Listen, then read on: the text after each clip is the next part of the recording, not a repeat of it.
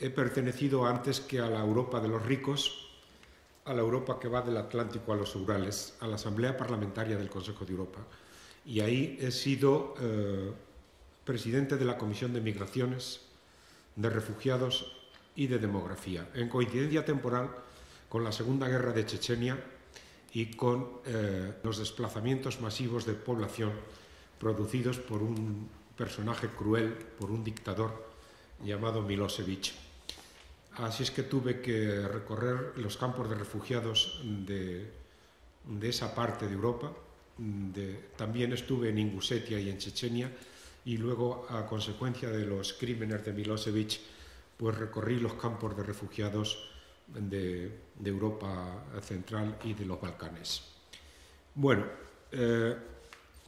yo os voy a hablar un poco de lo que es mi especialidad, que es el tema de las migraciones, y como aquí hay latinoamericanos, os diré que presido, junto con la contraparte chilena, el grupo de trabajo e inmigración entre uno y otro lado del Atlántico. De modo que con relativa frecuencia viajo a América Latina y los latinoamericanos viajan a Bruselas para hablar de problemas que nos conciernen en el ámbito de las migraciones. Bueno, comienzo el rollito con unas elementales lecturas para situarnos. Las circunstancias por las que millones de personas deciden abandonar sus países de origen son complejas y obedecen a una combinación de factores socioeconómicos que actúan como motor de empuje y motor de atracción.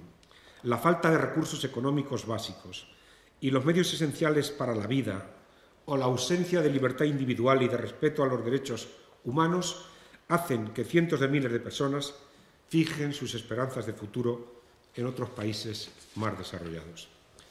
Hasta hace pocos años los Estados miembros de la Unión Europea eran lugar de destino de los inmigrantes debido al crecimiento económico experimentado por la mayoría de los países comunitarios y a la alta oferta de empleo de los sectores de la construcción y de los servicios de bajo valor añadido.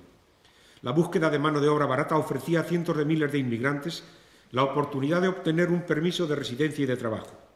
Sin embargo, dicha posibilidad también producía un efecto llamada al que sucumbían muchos, provocando flujos de inmigración irregular nunca experimentados hasta ahora. Es la primera vez que oís hablar de la expresión irregular. ¿Por qué? Porque yo me esfuerzo en el Parlamento Europeo por evitar la palabra ilegal. Nunca quiero que a un inmigrante se le aplique la expresión ilegal. Por eso, cuando hablo de lo que otros dicen ilegal, yo digo inmigración irregular o inmigración clandestina. El reto de la inmigración se recrudece cuando el mercado laboral no puede absorber la demanda de empleo. La inmigración deja de ser un reto para convertirse en un verdadero drama cuando la capacidad de absorción de un país se reduce drásticamente como consecuencia de un fuerte proceso de recesión económica. Las circunstancias que en la actualidad experimentan buena parte de los Estados miembros, cuya capacidad para generar empleo y absorber trabajadores extranjeros ha quedado muy mermada, han originado tasas de desempleo muy altas, obligando a la mayoría de los países comunitarios a aplicar criterios de preferencia laboral en favor de sus ciudadanos comunitarios. A lo expresado quiero añadir una leve consideración sobre los efectos que toda política nacional en materia de inmigración pudiera tener a escala comunitaria.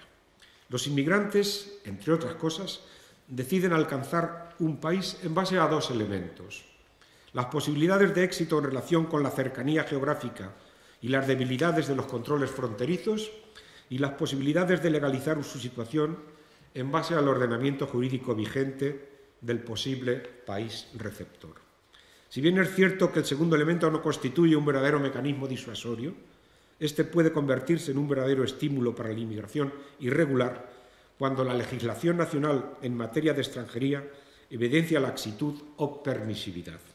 Las mafias, de las que hablaremos mucho a lo largo de esta tarde, que trafican con seres humanos, saben aprovechar dichas circunstancias e inmediatamente reorganizan sus estructuras para abrir nuevas vías de inmigración clandestina incrementándose el número de inmigrantes de llegadas al país concernido. Lo expresado se ha puesto de manifiesto durante los últimos 5 años con la llegada de decenas de miles de inmigrantes irregulares a Lampedusa, Italia, a Malta, a Chipre, a las islas griegas y a las islas Canarias. En el caso español y en otros, el número de llegadas se ha visto reducido como consecuencia de 3 factores: el alto nivel de desempleo, las políticas de cooperación con los países de origen y tránsito y la intervención de Frontex en aguas del Atlántico oriental y en el este del Mediterráneo. La afluencia de inmigrantes experimentada por las regiones citadas tiene consecuencias directas para el conjunto de la Unión. En primer lugar, porque muchos de los inmigrantes llegados proceden de zonas francófonas, razón por la que, una vez alcanzado territorio europeo, pueden trasladarse a aquellos países en los que el idioma no constituya un obstáculo, versus Francia, Bélgica, Luxemburgo, Suiza o Mónaco. En segundo lugar, porque la escasez de medios de muchos países para gestionar la llegada de miles de inmigrantes, este es el caso de Malta, sobre todo de Malta, de Chipre y de Grecia, y en su caso las demandas de protección internacional presentadas por muchos de ellos obligan al resto de los Estados a cooperar solidariamente con aquellos mediante la puesta a disposición de una manera, a mi juicio, estrecha de medios y recursos. Como vemos, la inmigración no constituye un fenómeno de carácter meramente nacional, tratándose en realidad de una cuestión de naturaleza supranacional. A ello debo añadir la necesidad de realizar un enfoque global del fenómeno migratorio, es decir, que evalúe todos y cada uno de los factores intrínsecamente ligados al mismo. No se puede regular la inmigración regular sin tomar en consideración las necesidades de integración, una palabra clave, de aquellos que son acogidos en nuestros países. De la misma forma que no se puede luchar contra la inmigración clandestina dejando al margen nuestras prioridades nacionales, la cooperación con terceros países.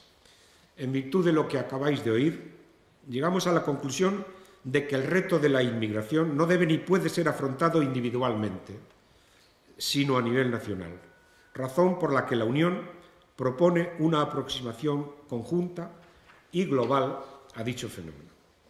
Es preciso, por tanto, formular una verdadera política común sobre inmigración que aborde la necesidad de un control común de los flujos migratorios, aprovechando para ello las capacidades de Frontex, las políticas de protección, admisión e integración de inmigrantes, los acuerdos con países de origen y de tránsito y la cooperación internacional.